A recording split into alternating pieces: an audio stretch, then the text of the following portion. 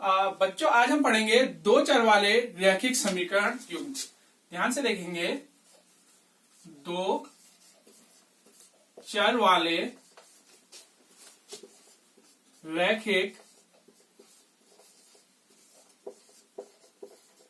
समीकरण युग्म। तो बच्चों सबसे पहले मैं आपको बताना चाहता हूं कि ये दो चर वाले रैखिक समीकरण युग्म होते क्या हैं। इनके सॉल्यूशन की बात, इनके हल की बात हम बाद में करेंगे। सबसे पहले देखेंगे कि दो चर वाले रैखिक समीकरण आखिर होते क्या है, वास्तव में है क्या है। तो हम सबसे पहले आते हैं दो चरों पे। तो इस पे कोई भी दो चर होंगे। चर आप दूसरे वीडियो पे भी देख सकते हैं, चरों के बारे में हमने डिफाइन कर रखा है। तो मैं आपको बता देता हूं, चर यहां पर एक्स और वाई, कोई भी दो चर ले लेते हैं। आप कुछ और चर भी ले सकते हैं, पी क्यू एल एम, कोई भी चर ले सकते थे। यहां पर दो चर हमने एक्स और वाई ले लिए। अब बात आती है दो चर के बाद ये रैखिक जो लिखा है, ये रैखिक क्या है। वास्तव में जो रैखिक है, रैखिक मतलब इन जो चर है, दो जो हमने चर लिए हैं, उन चर की घात क्या होगी, एक होगी, तभी रैखिक है। और समीकरण, अब बात आती है समीकरण क्या है। समीकरण मतलब ये जो चर है ये किसी ना किसी रिलेशन में आपस में बंधे होंगे। और समीकरण का मतलब इसमें राइट हैंड साइड और लेफ्ट हैंड साइड दोनों होगी और बीच में बराबर होगा। आप जानते हैं समीकरण, तो ये किसी संबंध से बंधे हुए होंगे और इसमें राइट हैंड साइड और लेफ्ट हैंड साइड दोनों होंगे। और अब बात आती है युग्म। युग्म का मतलब है ये दो चर वाले रैखिक जो समीकरण है, ऐसे ही दो समीकरण होंगे तब वो युग्म है। एक समीकरण ये है, दो समीकरण कुछ और ले सकते हैं, 2x plus Y equal to 6 समीकरण 2। तो इसी प्रकार के दो रैखिक समीकरण जो होंगे वो दो रैखिक समीकरण युग्म में होंगे, मतलब दो समीकरण होंगे। किसी भी चर के x और y, दो चरों का मान निकालने के लिए हमको इसमें दो रैखिक समीकरणों की आवश्यकता पड़ेगी। तो अब हम आते हैं इस रैखिक जो दो चर वाले रैखिक समीकरण है उसके व्यापक रूप में, कि वो व्यापक रूप में किस प्रकार लिखे जा सकते हैं। तो मैं आपको बताता हूं कि दो चर वाले रैखिक समीकरण का जो व्यापक रूप होता है, व्यापक रूप है वो ax plus B Y plus C equal to 0 होता है। जहां a b c जो है वास्तविक संख्याएं हैं, कोई भी संख्या ले सकते हैं आप, वास्तविक संख्याएं हैं, और x और y यहां पर चर है। उसके बदले आप l और m भी ले सकते हैं, इसमें कोई दिक्कत नहीं है। तो इसका व्यापक रूप है ax plus B Y plus C equal to 0। अगर यहां पर c नहीं भी होता है, घबराइए नहीं, c नहीं भी होता है तो तब भी ये क्या है, रैखिक समीकरण है। लेकिन x और y होना जरूरी है क्योंकि दो चर वाले रैखिक समीकरण है। अब मैं आपको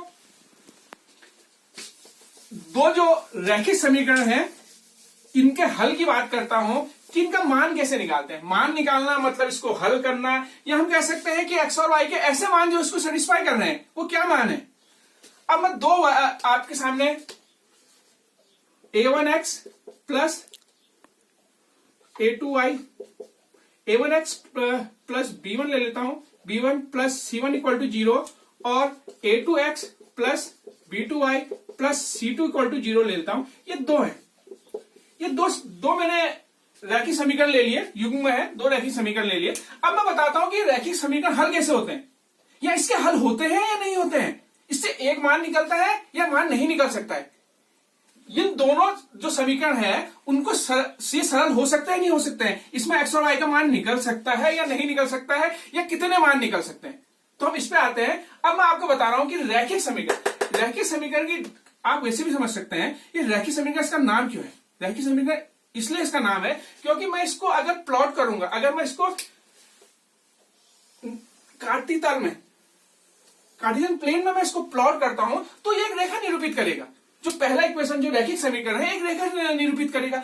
तो ये जो दो रेखाएं, जो दो समीकरण हैं, उन दोनों समीकरणों को हम इस कार्टेशियन प्लेन में प्लॉट करके उसके सोल्यूशन पे बात कर सकते हैं कि इसके कितने सोल्यूशन होंगे। एक होगा, दो, एक से ज्यादा मान होंगे, सोल्यूशन होंगे, या कोई भी सोल्यूशन नहीं होगा। तो हम इस पे आते हैं। सबसे पहले कंडीशन पहली कंडीशन पे आता हूं। फर्स्ट कंडीशन है, अगर इसमें दो रैखिक समीकरणों को मैं प्लॉट करना शुरू करता हूं तो हो सकता है कि ये ऐसे प्लॉट हो। पहला वाला इक्वेशन ये है, पहला इक्वेशन ऐसे प्लॉट हो गया, और सेकेंड इक्वेशन को हमने ऐसे बना दिया। ये पहली कंडीशन आ सकती है। और दूसरी कंडीशन जो है वो ये आ सकती है, equation first and equation second, ऐसी कंडीशन आ सकती है। और तीसरी कंडीशन आ सकती है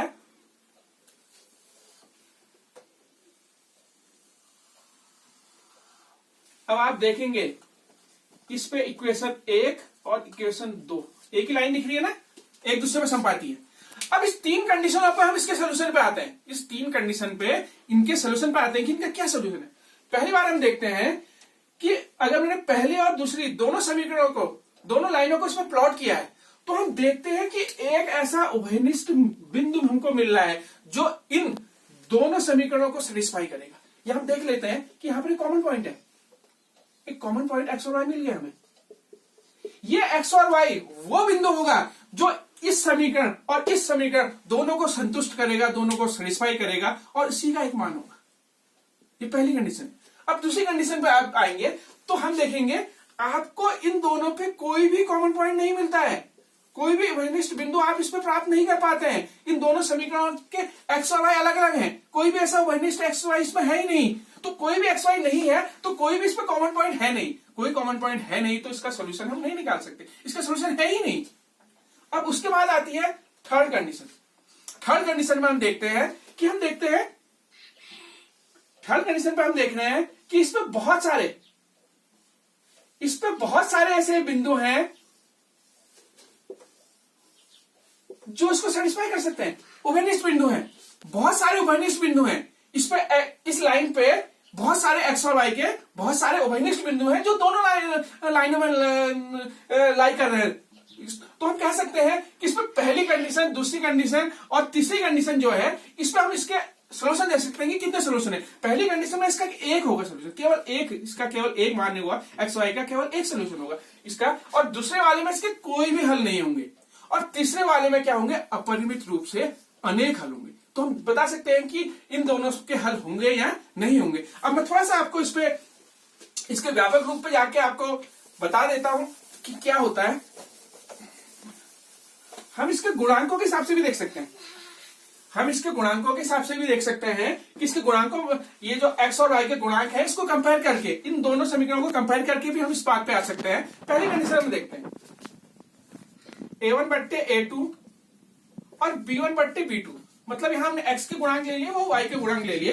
अगर हम देखते हैं तो ये अगर बराबर नहीं आते हैं, तो इसमें हमको पहली कंडीशन मिलेगी। पहली कंडीशन मतलब वो दो रेखाएं मिलेंगी जो एक बिंदु पर प्रतिच्छेद करती हैं, प्रतिच्छेद करती हुई रेखाएं।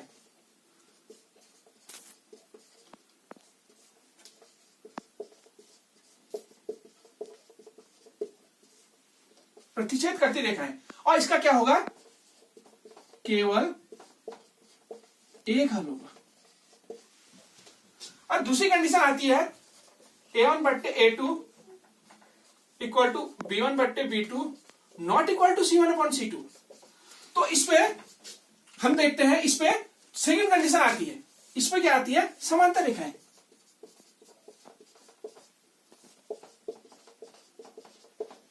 कोई हल नहीं होगा।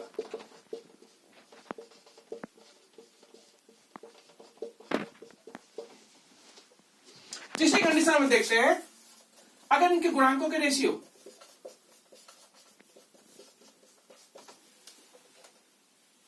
बराबर आते हैं, a1/a2 बराबर b1/b2 बराबर c1/c2 आता है, तो हम कह सकते हैं कि रेखा क्या है,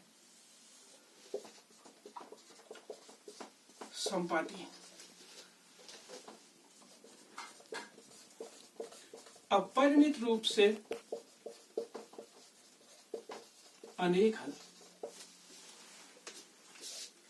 तो इससे हमने आपको समझाया कि इसके कैसे हल होंगे, कैसे हल नहीं होंगे। एक बात मैं आपको लास्ट में जाते जाते बताना चाहूंगा, ये वीडियो खत्म करने से पहले मैं एक बात आपसे कह रहा हूं कि ये मान इसको संतुष्ट करते हैं।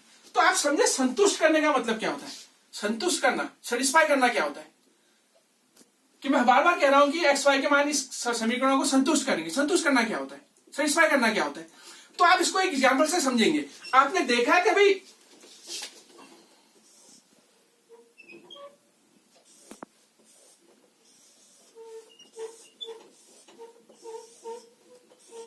ये क्या बना दिया अभी ने, ये तराजू बना दिया मैंने। अब ग्राहक की संतुष्टि क्या होती है? अगर आप दुकान में सामान लेने आओ तो हमारी संतुष्टि, आपकी संतुष्टि क्या होगी? हमारी संतुष्टि ये होगी कि पलड़े दोनों पलड़े बराबर होने चाहिए। अगर जहां पर बराबर नहीं होंगे वहां पर ग्राहक की संतुष्टि नहीं होगी, ग्राहक की संतुष्टि नहीं होगी। उसी प्रकार अगर दोनों पल्ले बराबर नहीं होंगे, राइट हैंड साइड और लेफ्ट हैंड साइड दोनों बराबर नहीं होंगे, तो वहां पर हमारी इस इक्वेशन की संतुष्टि नहीं होगी, ये इक्वेशन वहां पर संतुष्ट नहीं होगा। इक्वेशन को संतुष्ट करने का मतलब है कि एक्स वाई के वो मान जो इसके दोनों राइट हैंड साइड और लेफ्ट हैंड साइड को बराबर कर लेते हैं, वहां पर संतुष्टि है। जैसे ग्राहक की संतुष्टि तराजू के पल्ले बराबर होना है, तो उसी प्रकार इस समीकरण की संतुष्टि है कि यहां पर राइट हैंड साइड और लेफ्ट हैंड साइड दोनों बराबर हो जाएंगे, और जहां बराबर हो जाएंगे इक्वेशन संतुष्ट हो जाएगा, तो एक्स वाई का वो मान इस समीकरण का हल होगा। तो बच्चों, आज के वीडियो में इतना ही। आप खुश रहिए, स्वस्थ रहिए और हाथ धोते रहिए। और इसके बाद नेक्स्ट वीडियो में हम आपको बताएंगे इस दो चर वाले रैखिक समीकरण को सरल करने की बीजगणितीय मेथड। उसमें 3 मेथड है, मैं वो बाद में बताऊंगा आपको। Thank you.